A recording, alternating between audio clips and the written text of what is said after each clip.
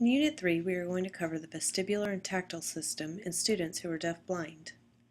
The definition of proprioception is a sense or perception, usually at a subconscious level, of the movements and position of the body, especially its limbs, independent of vision. This sense is gained primarily from input from sensory nerve terminals in muscles and tendons, the muscle spindles, and the fibrous capsule of joints combined with the input from vestibular apparatus, essentially our bodies in space. So for example, if you get up in the middle of the night to use the restroom, your eyes do not quickly adjust to the dark. However, you're able to make it to the restroom because you have a sense of where your body is in the space around you, which allows you not to run into the dresser, door, etc. Typically, developing children with hearing and vision orient and move around people and objects in their environments. You can tell their name from the other room, and they will walk towards you and look for you. Children who are deaf-blind have delays in these areas because of the decrease in vital sensory input needed to stimulate movement, meaning they will not typically reach out and look for you because they struggle with their body in space and the lack of knowledge of what the environment looks like around them. The impact that the lack of movement can have are as follows. We learn through our movement and exploration. Our vision is used more than any of our other senses to get us from point A to B. Vision loss may impact postural tone, how we sit, stand, and walk, etc. Poor or absent vestibular and/or proprioceptive function will impact balance and movement. You will see students who fall or are reluctant to walk and explore their environment. Vision loss impacts learning and moving through imitation. Because you have a loss of vision, you miss the incidental learning that is happening around you. Seeing objects and hearing sounds influences motivation to interact with the environment. When the vision and hearing is impaired, motivation to move may be diminished. There may be challenges with concentrating on moving when being asked to communicate. The difficulty in proprioception can in turn cause delays in gross and fine motor, along with delays in self-help skills. Some students who have vision loss or are blind may use a sighted guide, which is an adult who will guide the student around their environment by having the student hold on to their elbow and be about 1 to 2 steps behind the sighted adult. Individuals may also use a cane. This allows the person with a vision loss to explore their environment safely. We must work on strengthening students' proprioceptive skills. This will allow them to build their confidence and lead to wanting to explore their environment independently. Some ways to do this are using swings, rocking chairs or therapy balls, walking, climbing, scooter boards, balance activities, and reaching and grasping activities. It's important to keep a consistent classroom layout. You do not want to move furniture often, or this will discourage exploration by the student who is deaf-blind because they will become fearful of running into items or not knowing what to expect. You also want to encourage the student to explore the classroom. You can do this by taking the student around to each area and explaining what each area of the room is and allow the student time to explore it. Also, remember to be flexible. Perhaps the student was reluctant to explore the environment today. Always try again tomorrow. Once that trust is built, the child will be more open to checking out their surroundings. It is very important to remember that students who are deaf-blind are often more tactily sensitive than students with hearing and vision.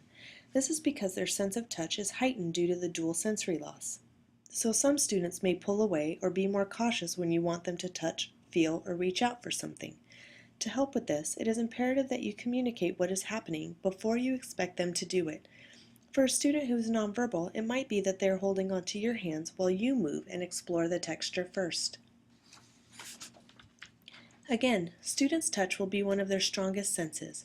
Also remember that because they have a dual sensory loss, their other 3 senses are much more sensitive, so you're going to want to be careful of the use of perfumes, air fresheners, and strong smells.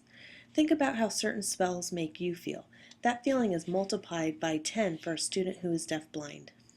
Also, many students who have a vision and hearing loss explore items with other parts of their bodies, such as placing items on their face or in their mouth.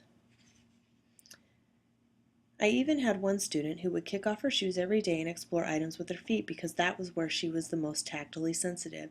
It is important to be aware of these things because you may think the behavior needs to be replaced or fixed.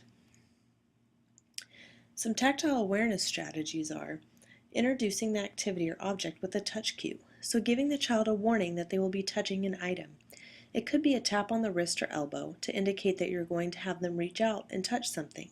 This cue should remain the same every time you are cueing them to touch an object. Following the child's lead, remember to give a significant amount of wait time before determining that they aren't going to engage in the activity. Do not force the child to touch an object or texture. Like mentioned in a previous slide, model. Have the child hold on to your hands as you touch the object or texture. Start with the student's desired textures and objects and introduce new ones one at a time over a period of time. Most importantly, exposure, exposure, exposure. If they don't like it at first, don't be afraid to try and reintroduce it at a later time. Now imagine if I blindfolded you and put earplugs in your ears and grabbed a hold of your hand and stuck it in a bag with unfamiliar textures and items. These textures and objects may be slimy, rough, smooth, and prickly. How would you feel? Would you panic? Pull your hand away? Refuse to put your hand in? We need to remember that this is how our students who are deafblind feel every moment of every day. Some things to consider when you have a student who is deafblind. First, some students who are deafblind may have a complete loss of vision and hearing and may rely solely on the sense of smell, touch, and taste. Other students may have some residual hearing and vision, as well as their other three senses. Depending on the student and the severity of the loss, they will react different to the environment around them. Some may be overstimulated and some might be understimulated. Let's consider this scenario. Imagine that you are at a noisy wedding reception with a live dance band and a light show. As an adult in this setting trying to listen to a conversation, you begin to shut down your other senses automatically. You might turn an ear to the speaker, look downward, or perhaps even close your eyes to listen intently to hear and decode the language in the conversation. Our students who are deafblind might be understimulated by this environment if they have a complete vision and hearing loss, because the noise and lights around them do not affect them. Now, a student who has some residual hearing and vision, this could be an overstimulating environment because they do not know which senses to turn off. Here's another scenario. Imagine a classroom full of art on the walls, mobiles made by children during this week's art project, spinning in the breeze from the ceiling while classical music is played in the background. The room is near the kitchen full of banging pots and pans and strong food odors. How do you think this would affect a student who has some residual hearing and vision, along with their other senses being intact? As we can see from the last scenario, this would be a highly complex sensory environment for a student with a vision and hearing loss. So it's important to remove any unnecessary sights, sounds, and smells to decrease the complexity of the environment. Also, think about when you're asked to do two things at one time. Typically, that is difficult for us to do each thing well. This can be the same for a student who's deafblind. For example, talking to a learner during a play or wearing strong perfume or lots of bracelets could produce competing sensory input. Some environmental consideration and things to remember in regards to the sensory environment. First off, have careful preparation of any environment which allows learners with deafblindness to learn how to process the sensory input. There's growing recognition that competing sensory stimulation interferes with learning. In an environment full of sensory stimulation, the learner may be unable to process all input at the same time. He may quit looking to hear or quit processing to touch to listen. Observation of a learner in the environment is critical.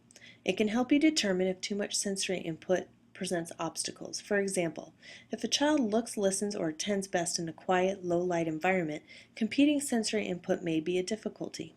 In this case, it may be better to provide sensory input in a sequence rather than all at the same time.